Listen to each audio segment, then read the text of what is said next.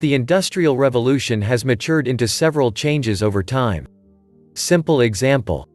We at one time were a agriculture-driven type economy, today corporate-owned, and excess real estate sold to developers.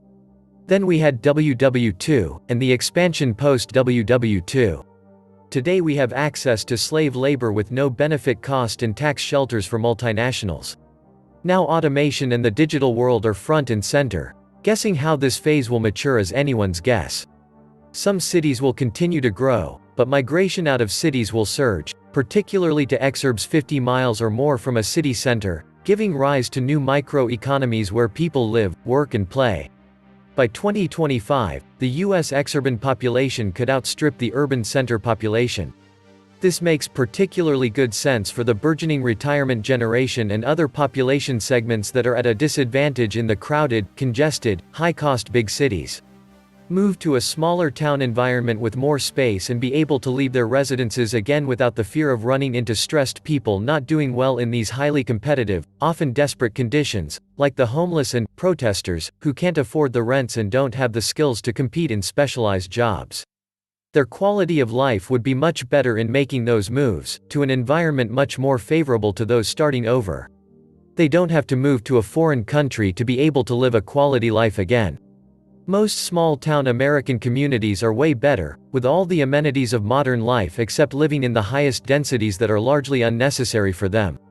Aging in place is not doing them any favors, if they can't leave their apartments or houses anymore because of desperate people living on the streets with nothing to lose. Any place with a Walmart, Costco, Dollar Tree, grocery outlet, etc., is a very viable place to be, and then there is Amazon, eBay for all those products not locally available. Those are usually not in the city center, but on the fringes, where life is better and space more abundant. If your job is next door, there might be an advantage to living there, but if one no longer is bound or tied in that way, and certainly if one is not flourishing, that is the solution for recharging their lives, and restarting under more favorable conditions. That is a major problem of these times, but city planners and politicians still want to pack them as tight as possible as the vision of the future rather than spreading people out where the resources are more available. There's plenty to go around, but not when everybody wants the same place to live. That shouldn't take a genius think tank to figure out. This is a really odd time to be having a housing boom. We are in the middle of the worst public health crisis in 100 years, endless civil unrest has been ravaging many of our largest cities, and we are experiencing the worst economic downturn since the Great Depression of the 1930s. But even though more than 70 million Americans have filed new claims for unemployment benefits this year, home sales are absolutely rocking. How in the world is this possible? Well, this phenomenon is actually quite easy to explain. As our society comes apart at the seams all around us, vast numbers of Americans are seeking greener pastures. According to ABC News, the chaotic events of 2020 have caused millions of Americans to relocate. In New York City alone, more than 300,000 former residents have permanently moved to new addresses. We have never seen anything quite like this before, and it is anticipated that this trend will continue into 2021. Even though most Americans don't know exactly what is ahead, I think that on some level many of them can feel what is coming, and they are getting out of the big cities while they still can. So even though we are literally in the midst of a horrifying economic depression, homes are selling like hotcakes right now. Home sales rose again in October, at their highest pace in 14 years, according to the National Association of Realtors. But a record low inventory of available homes and a greater number of luxury homes sold have pushed the median home price up to a record $313,000, almost 16% more than a year ago. With so many interested buyers and such little inventory, it has definitely become a seller's market. At the current pace of sales, it would take just 2.5 months to clear the existing inventory, a record low. If you want to sell your home, now is a really good time to do so. But then good luck finding a new place. This incredible surge in demand for housing has also fueled a tremendous boom in housing starts. Single-family starts experienced continued gains in October, according to data from the U.S. Department of Housing and Urban Development and the Census Bureau. Single-family construction is up 8.6% year-to-date, with notable gains in 2020 for the Midwest and other lower-density markets. The pace of single-family starts in October was the highest production rate since the spring of 2007. So even though so many other sectors of the economy are deeply hurting at the moment, those that build homes are loving life right now. Real estate websites are also doing extremely well. In particular, Zillow surfing has become a new national pastime. Zillow usage has climbed since March, with online visitors to for-sale listings up more than 50% year-over-year in the early months of the pandemic. People bond over listings on Discord servers, group chats and Zillow Twitter, and their obsession has made many strange and obscure listings go viral.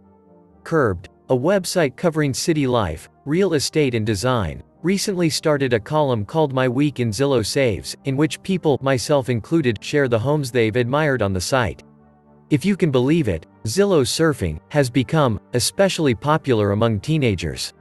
Zillow surfing is especially popular among teenagers. A TikTok meme over the summer consisted of users talking about knowing where the bathrooms were in their friend's or crush's house before ever visiting it because they had toured all of their classmates' homes on Zillow. Many young people have extensive lists of saved homes and discuss and share listings with friends. When life is miserable, people like to daydream about something better, and Zillow surfing allows them to do that. Personally, I have been hearing from so many people that have either recently relocated or that would like to move. So many that I know are feeling an urgency like never before, because they sense that really dark times are fast approaching. Interestingly, one of the most important things that people look at when they are thinking of relocating is the political orientation of an area. In fact, one recent survey found that 42% of Americans would be hesitant to move to an area where most people have political views different from their own. 42% of U.S. residents would be hesitant to move to an area where most people have political views different from their own, up from 32% in June, according to a new report from Redfin.com, the technology-powered real estate brokerage. That's the highest share since 2017, when Redfin began posing this question to survey respondents. Increasingly, Democrats are moving to blue states, and conservatives are moving to red states. Could this potentially have some very serious implications down the road? I don't know. I am just asking the question. For other Americans, leaving the country entirely seems like a promising option. Americans are leaving the country or seeking foreign visas in record numbers, according to immigration lawyers and expatriate organizations, during an oppressive year of political violence, racial strife and an uncontrolled pandemic that has kept families locked in their homes for months, with no clear end in sight. As the economic suffering in the U.S. intensifies, the number of people wanting to leave will almost certainly go even higher. With each passing day, more new restrictions are being put in place to try to control the pandemic, and these new restrictions are going to make our ongoing economic depression a whole lot worse. Already, it has become clear that another huge wave of economic pain is upon us. The Greater Los Angeles Food Bank says that demand is up 145% compared to last year, and the other day people waited in absolutely massive lines for up to 12 hours at a food bank in Texas just to get some food. Other Americans are stockpiling huge quantities of toilet paper and other supplies in anticipation of a very difficult winter. No matter what happens with the election, things are about to get really crazy in this country. Whatever you need to do to get prepared for what is ahead, I would do it as soon as possible. The clock is ticking, and it appears that our day of reckoning is nearly here. This was the Nomad Economist. Please like, share, leave me a comment, subscribe. And please take some time to subscribe to my backup channels. I do upload videos there too. You'll find the links in the description box. You will also find a PayPal link if you want to make a donation. Thank you wholeheartedly to all those of you who have donated. Stay safe and healthy, friends.